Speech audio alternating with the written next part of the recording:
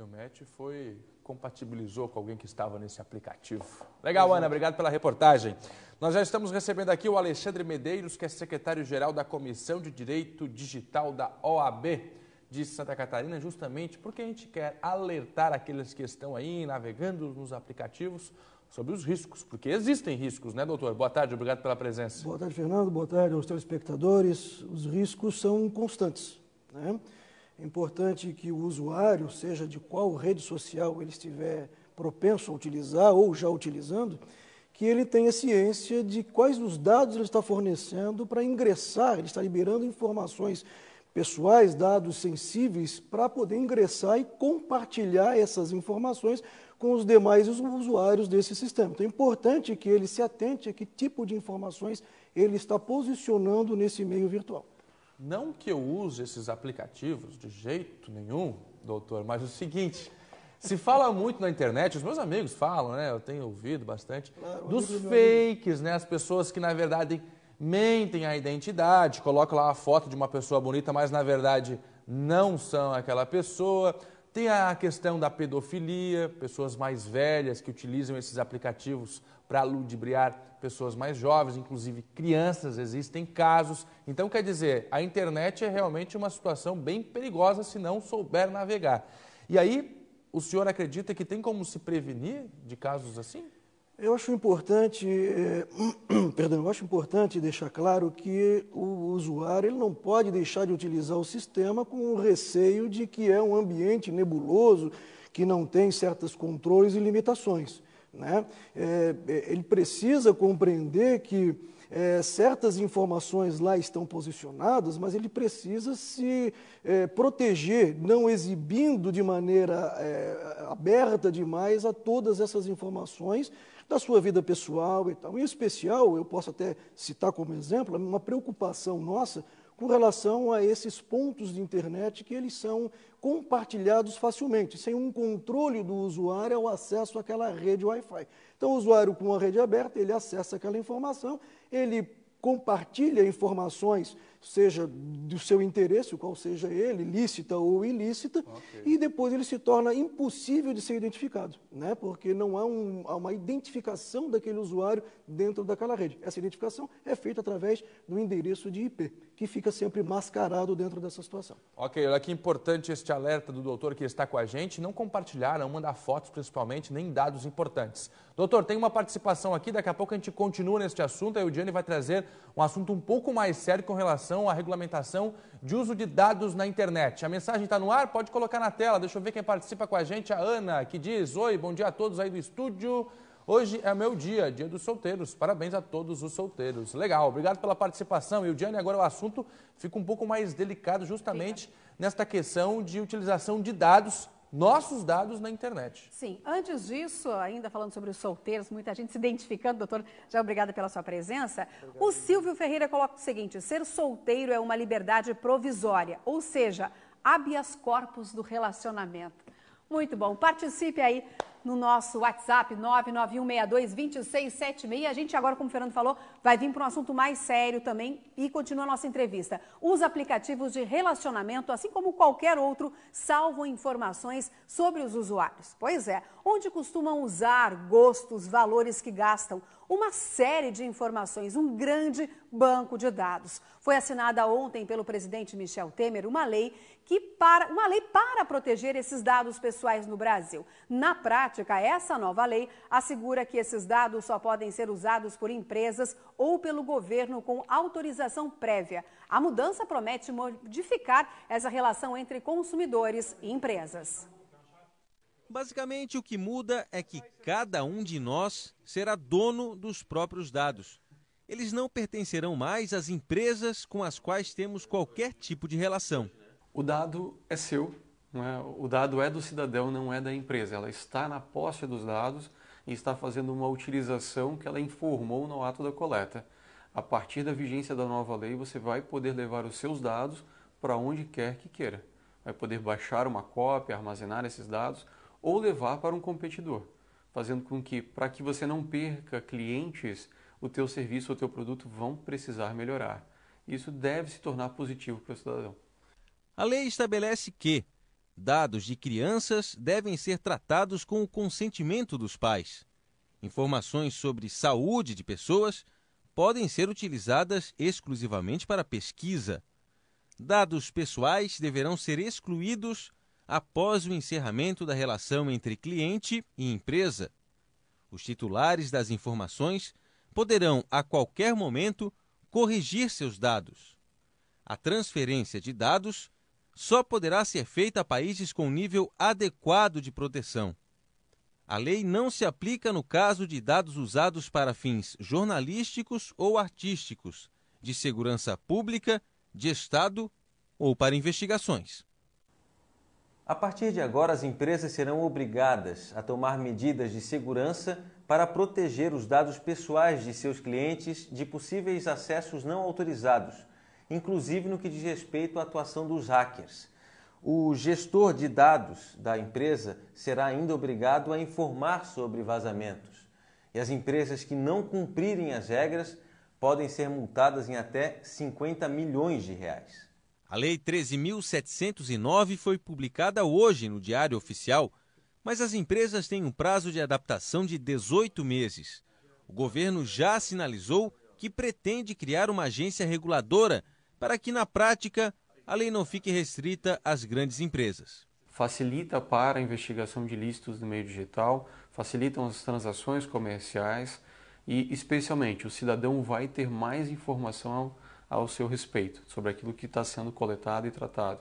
Eventualmente, benefícios e prejuízos acontecem sem que você saiba. Com a nova lei, agora você vai passar a saber. A empresa em que o Bruno trabalha desenvolve aplicativos para celulares e para a internet há 5 anos. Lida e armazena dados pessoais de clientes de cerca de 20 outras empresas. Ele tem acesso a tudo, mas o volume é enorme. Achar um dado específico pode demorar dias. Adaptar os produtos vai dar trabalho. Mesmo assim, o Bruno gostou da lei. Por mais que tenha essa resistência no começo, assim, esse processo de amadurecimento e evolução dos produtos, eu acho que está indo para um caminho legal. Os produtos novos que vão já começar com esse processo já bem definido não vão sofrer tanto impacto, e regulamentar isso é interessante, né?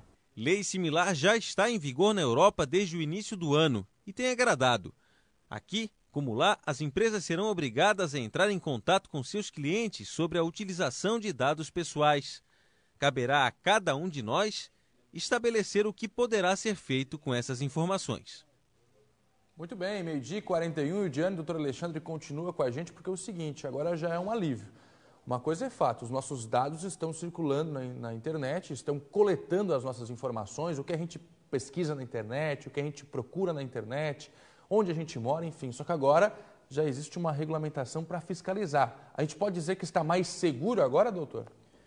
Fernando, tecnicamente nós podemos nos sentir mais seguros, mas nós não podemos transportar essa responsabilidade diretamente para o ente, para a agência que virá para regular e acompanhar essa questão da segurança dos dados dos usuários. Então é importante que cada usuário tenha o seu controle, acompanhe, leia as informações antes de concordar com os termos de uso de determinado aplicativo, de acesso a determinado site, que ele tenha conhecimento específico do destino desses dados.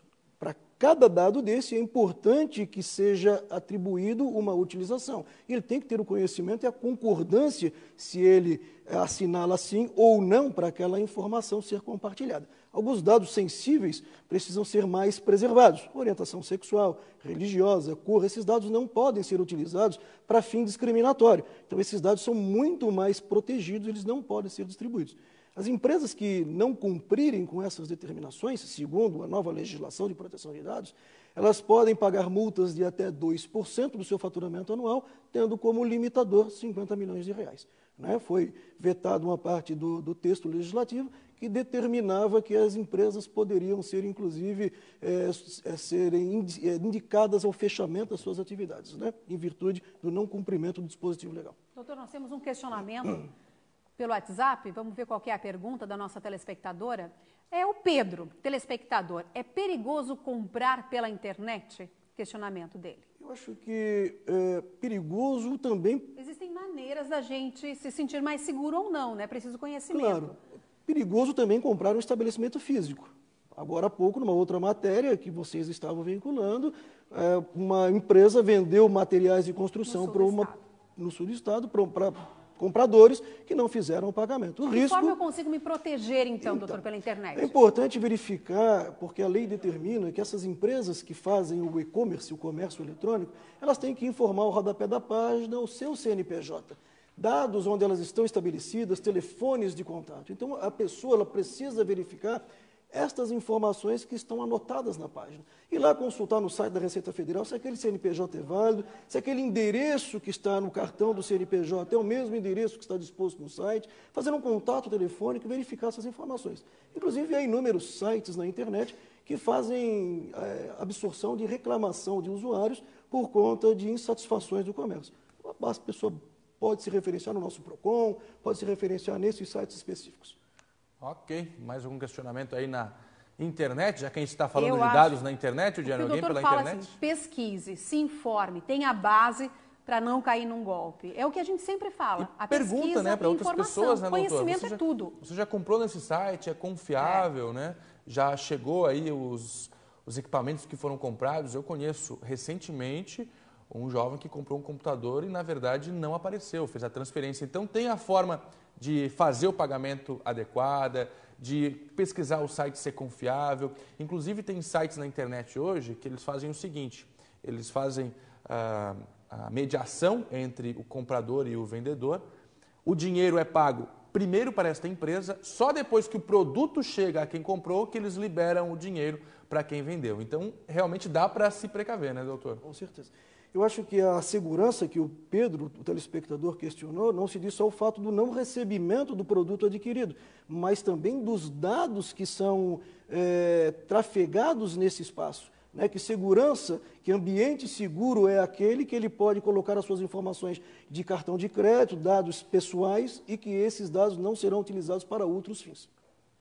Nós encerramos então, doutor, com uma mensagem daquela matéria anterior feita que a Deise coloca o seguinte, a nossa telespectadora. Boa tarde, eu conheci o meu namorado num app, num aplicativo de relacionamento e estou muito feliz com ele. Tá aí a mensagem para encerrar o SBT Meio Dia com a sua entrevista hoje aqui. Muito obrigada. Doutor Alexandre, muito obrigado pela sua participação. Um alerta importantíssimo, porque o número de usuários na internet cresceu muito nos últimos anos. Antigamente era só os mais jovens, os adolescentes. Não, hoje as pessoas mais experientes estão no Facebook, estão navegando na internet. A minha mãe não sai, inclusive, do Facebook. E é importante a gente ter essa noção, Eudiane, que tudo que a gente faz na internet está sendo monitorado. A religião que eu sigo, o discurso político que eu faço na internet, as pesquisas que eu faço na internet, os sites que eu entro. E aí as operadoras fazem o quê? Juntam essas pessoas por grupos, né, doutor? Esse aqui gosta disso, daquilo outro e fica oferecendo, né, produtos a serem vendidos, enfim, propagandas. Se você está duvidando, quer ter uma noção do que é, pesquisa agora no Google pneu de carro, comprar pneu de carro e depois abre o seu Facebook para você ter uma noção do que vai acontecer. Obrigado, doutor, pela participação. Eu que agradeço o espaço. Boa tarde a todos. Obrigada. Alexandre Medeiros, Eudiane, com a gente aqui. Bom, no próximo bloco a gente vai falar de eleições e também a política com Cláudio Prisco Paraíso. Não saia daí. Voltamos já.